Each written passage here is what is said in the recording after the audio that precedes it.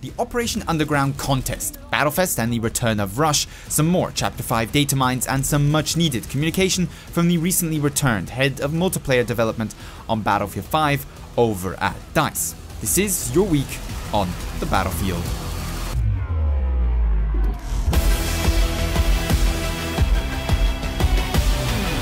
Welcome to this episode of This Week on the Battlefield, the show where we cover news, updates, the community, and so much more, all around the Battlefield franchise. As per usual, there's much to cover, so let's jump straight into it. This week starts off, of course, with Battlefest. We got Operation Underground, the Metro remake, as well as the Madsen MG, which I did an unlock guide and weapon review on for those interested in learning a little bit more about the weapon. We also got information on all of the weekly challenges set to come during Battlefest, alongside the rewards, including new weapons, new skins for vehicles and weapons, as well as the return of Rush, and a few more specific tailored playlists. Update 4.6.1 brought a hotfix to some of the Xbox related issues introduced by Update 4.6, and the Operation Underground Nvidia GeForce video contest started. Running between the 4th of October and the 13th, the 5 winners will be announced on the 18th and will each be receiving a Nvidia RTX 2080 Ti. The competition is a video competition this time round, with submissions having to be in length between 1 and 2 minutes. I'll have, of course, the full details on the competition linked down below in the video description. In bug-related news, the Trello board saw a major update this week, with a series of new issues added, most of which are currently still being investigated. Amongst the most important, and those worth mentioning however, are the performance-related issues on Operation Underground, the wrongly configured reinforcement vehicles on Al Sudan, certain unbuilt fortifications not being visible on the minimap, and flickering smoke effects from smoke grenades. In more interestingly, what to expect next week for Battlefield 5, the second week of Battlefest will bring Rush back to Battlefield 5, with the game mode available on Operation Underground and likely a number of additional maps, including supposedly Mercury and Rotterdam, according to some data mines on the matter. The reward for completing the weekly challenge will be the Captain Hadlow vehicle skin for the Sturmgeschütz 4 tank, and we can also look forward to getting a series of giveaways this week, with 100 codes for the best community in the world and EA Play 2019 emblems being available on Tuesday and then again on Thursday. Friday will also see 5 Art of Battlefield 5 books and Logitech G Battlefield 5 mousepads be available for grabs. That specific mousepad I can recommend because I was fortunate enough to actually win one of those in the past.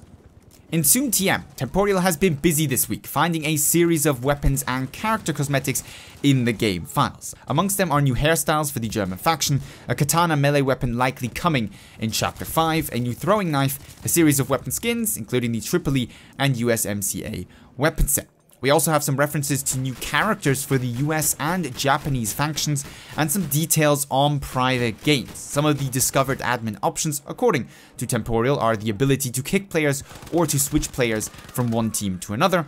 And in a little bit more controversial and questionable news, he also supposedly found information suggesting that private game servers may not allow for players to gain Chapter XP.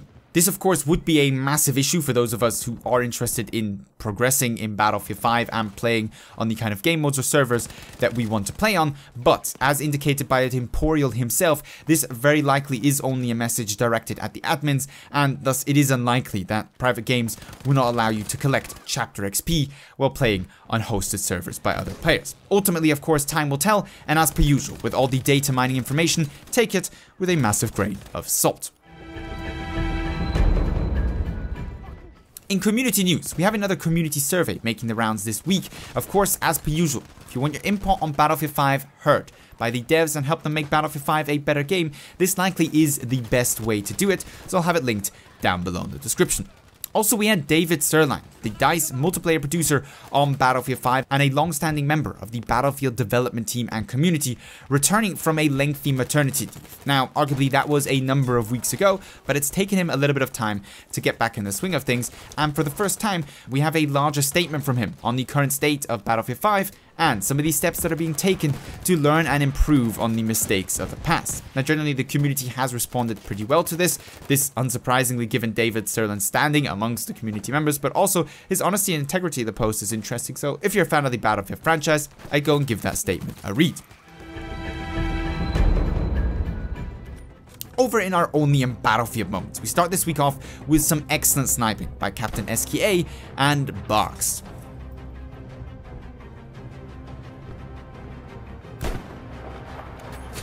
In more plane-related madness, we have Midolki and this insane shot with his Panzerfaust.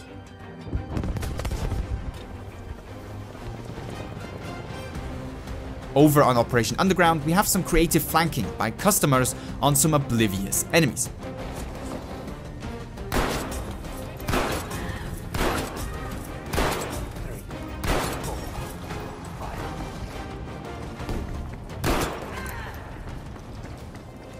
And lastly, we have Little Groove showing us how to take out a Tiger tank all on your own in the most tactical way possible over on Hamada.